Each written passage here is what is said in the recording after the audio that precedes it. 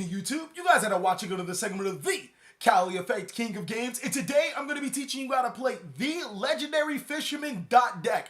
I know, Mako having his own archetype of monsters just got me completely stoked, especially since we waited so long for Mako to have some playable monsters. The best thing about the Legendary Fisherman deck is that it does bring you some sort of nostalgia from Mako back in his past days, having his monsters lurk in the depths of the ocean, preventing Yugi from having any type of interaction with them. Today I'm going to be teaching you guys on an advanced guide of how to use that strategy to the best of your ability to beat your opponent in Yu-Gi-Oh!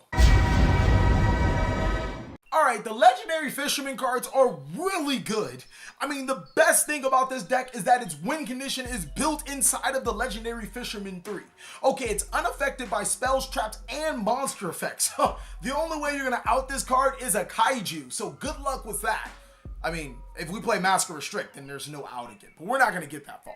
The next great thing about this card is when it's summoned, you can banish all monsters your opponent controls. It can attack that turn, but if you return some cards from your opponent's banish zone to the graveyard, the first damage that you inflict to your opponent is doubled. So this card is just a home run card right off the bat, and I think is extremely important to the deck's kit.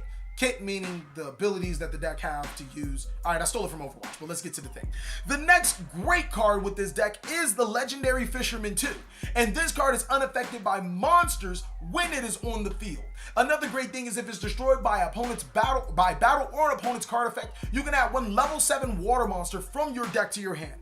The combination with these two cards is freaking awesome. The fact that we didn't have Legendary Fisherman 2 actually kind of shied me away from playing the deck until we got it. I figured it would be something about searching the Legendary Fisherman 3 or something really good.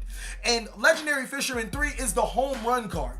Add the fact that Legendary Fisherman 2 becomes the Legendary Fisherman while face up on the field, just puts extra sauce on the deck.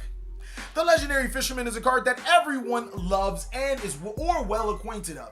While he's on the field, he's unaffected by spell cards. The biggest thing about this strategy right now is that these cards all provide some sort of protection on themselves. So they can pretty much be standalone monsters. You don't necessarily need to run additional monsters that need to take care of an opponent's needs or caters to an opponent's damage or whatever. But these cards work really well with other cards that you could play that are water. Some of those cards, namely being, where's that water card? The Warrior of Atlantis! You're going to need this card. You're going to discard it to add Yumi from your deck to your hand. And that Yumi card is going to be a Legendary Ocean. Now this card actually makes the Legendary Fishermen's one of their problems almost obsolete. When this card is activated, all of your water monsters are reduced by a level. So that means your Legendary Fisherman 1s and 2s instantly become level 4 monsters. Don't worry, if you're still trying to search that level 7 monster, you know, it's still considered a level 7 monster inside of the deck. Furthermore, all of your monsters gain 200 attack and defense that are water. Now this card isn't necessarily useful if you're playing a Legendary Fisherman or the Legendary Fisherman 3, but the Legendary Fisherman 2 actually benefits from it, seeing that it's only unaffected by monster effects, and it's still affected by spells. Woo! Some other great cards, since we're playing the Legendary Ocean, is Rage of the Kyokushin. And Rage of the Kyokushin does, if you control a Yumi, you can target monsters on the field up to the number of level 5 or higher water monsters that are original, obviously, that you control, and destroy them. Your opponent's going to lose a crap ton of monsters if you have a crap ton of Legendary Fisherman monsters. That's probably not going to happen. You might have at the most max 1 or 2, but being able to destroy 2 of your opponent's monsters on their turn and then completely make them forget using those monster zones, this card is sauce. The fact that literally it says your opponent can't use the monster zones until the next turn is just like mind-blowing. Yes, it is another card that we have to play inside of the deck, or you can play inside of the deck, but it's just so powerful at ridding the opponent's cards and preventing them from using it again until the end of the next turn. Sea Stealth Attack is also another great card for this deck, and really made me start thinking about the anti-meta aspect. What it does is, when it's activated, you can activate one Uni card from your graveyard or your hand.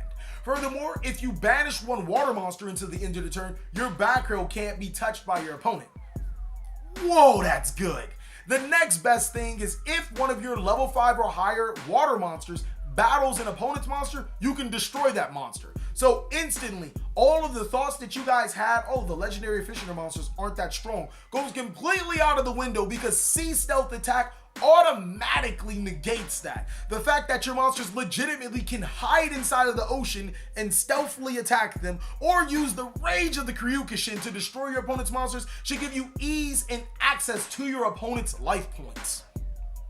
Some great support with this deck. I mean, obviously it's terraforming because you want to search Yuumi as fast as possible. The fact that you can have up to 6 searches to the Legendary Ocean is just tremendous. And the fact that you can add in cards like Set Rotation with Gateway of the Chaos to lock your opponent out of their field spell zone, this deck becomes really nutty.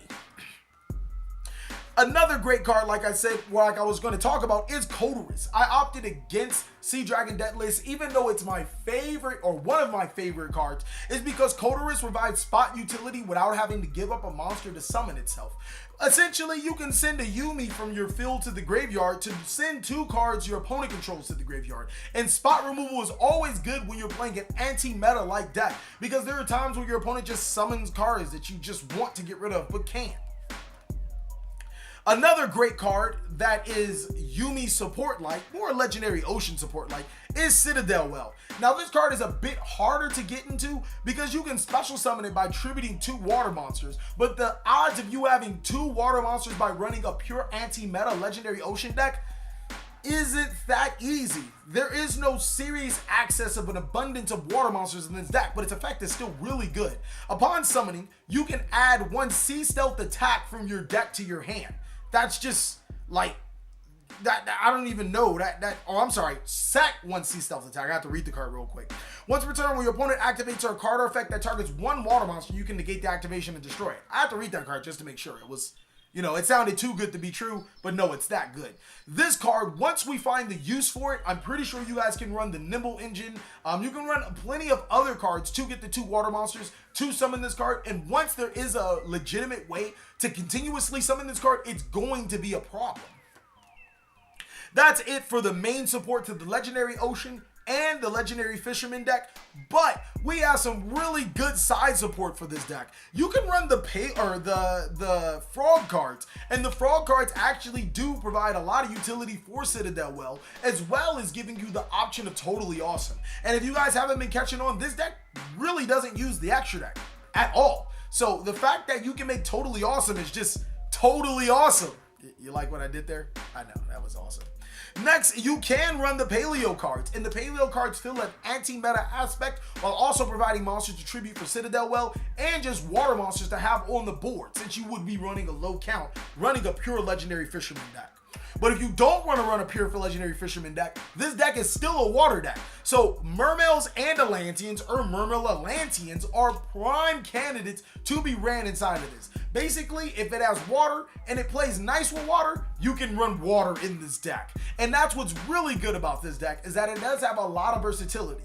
I think the best route right now is just a pure Legendary Fisherman route, but I haven't seen any of you guys' ideas, so I can probably incorporate them to my build.